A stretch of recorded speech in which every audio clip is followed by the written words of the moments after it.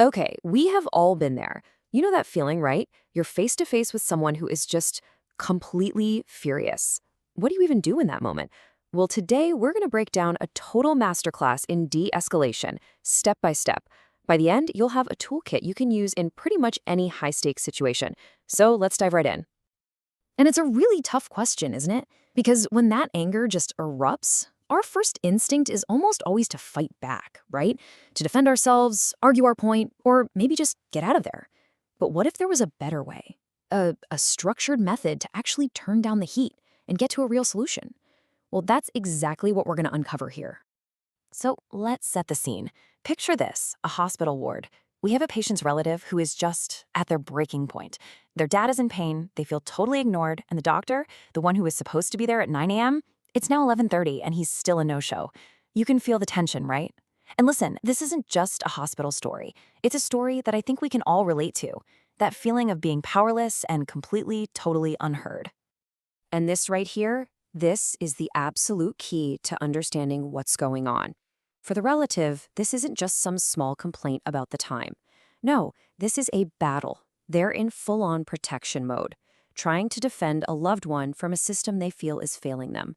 So yeah, it looks like anger on the surface, but underneath, it's really coming from a place of fear and love.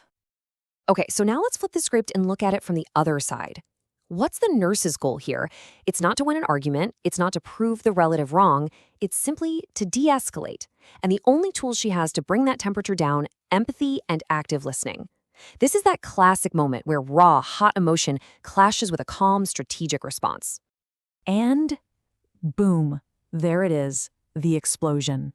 The nurse just gets hit with this wave of pure frustration. And that one word, finally. Wow, it tells you everything you need to know, doesn't it? This person has felt completely invisible. This is the moment of truth. So, what does she do? How does she possibly respond to that? Okay, so the nurse's first move here is absolutely 100% critical. She doesn't defend, she doesn't make excuses, she doesn't correct them. Instead, she does something so much more powerful. She just acknowledges what's happening. I mean, just look at how this sentence is built. She's not saying, hey, calm down, or you shouldn't be so upset. Nope. She says, I see that you are very upset. It's like she's holding up a mirror to their feelings, which proves she's actually truly listening. And that's the very first step to disarming all that anger. So there's actually a name for this technique. It's called validation. And it's basically the art of telling someone that their feelings are real and understandable, even if you don't necessarily agree with all the facts they're throwing at you. You know, when the nurse says, it must be very frustrating, she's basically saying, yeah, if I were in your shoes, I'd probably feel the exact same way. And that simple statement, it builds an instant bridge between them. And this contrast right here, it's everything. On the left, you've got those gut reactions, right? The defensive stuff that just throws gasoline on the fire.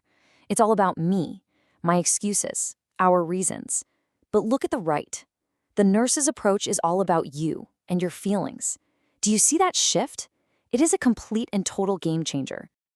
You know, we should also talk about the apology itself because it's pretty strategic. Notice she says, I apologize for the delay. She doesn't say, I'm sorry, I'm a terrible nurse. See the difference? She's taking responsibility for the situation and for how it's making the relative feel. It's this really powerful way to show empathy without admitting to some kind of personal failure. All right, so the first fire has been put out, the anger has been validated, and the temperature in the room has definitely dropped a few degrees. But the main problem is still there, right? The doctor is still missing. This is where the nurse makes her next super important move, the pivot. So first, she gives a brief explanation, but pay close attention to how she does it. This isn't an excuse. It's just a simple, factual statement that provides some much-needed context. And just like that, she reframes the delay. It's no longer about incompetence or neglect. It's about a legitimate, critical trauma case. And that simple fact immediately builds her credibility.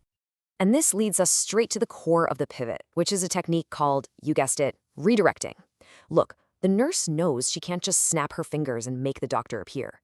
That problem is, at least for now, unsolvable. So what does she do? She redirects the entire conversation to a problem she can solve, right here, right now. This gives both of them a sense of control again. And this is the moment it all turns around.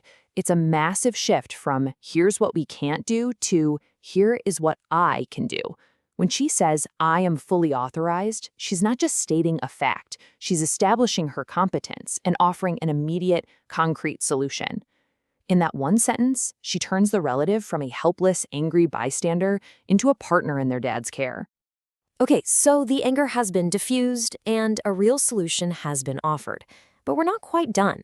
The final step is all about cementing that fragile newfound trust and making sure the problem feels truly, completely resolved. And just like that, success. The anger is gone. It's been replaced by a simple, direct plea for help. The whole dynamic has shifted. This isn't a confrontation anymore, it's a partnership.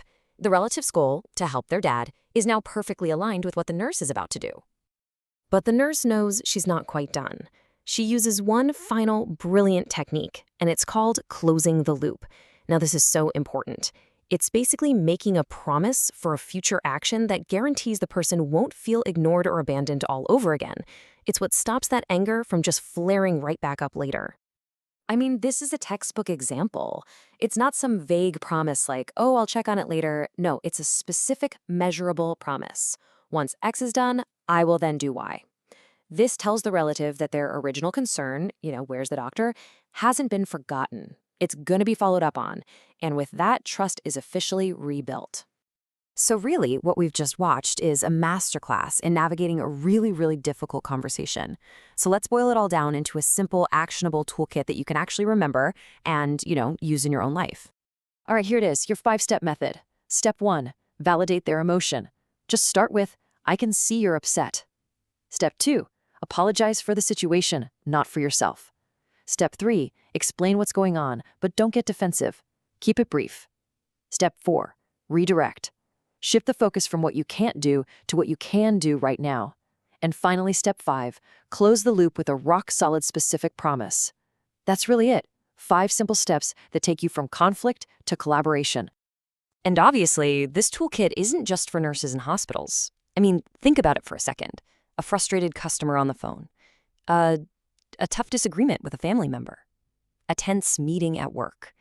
This 5-step method is a seriously powerful communication tool for pretty much any area of your life. So the only real question left is, where are you going to use it first?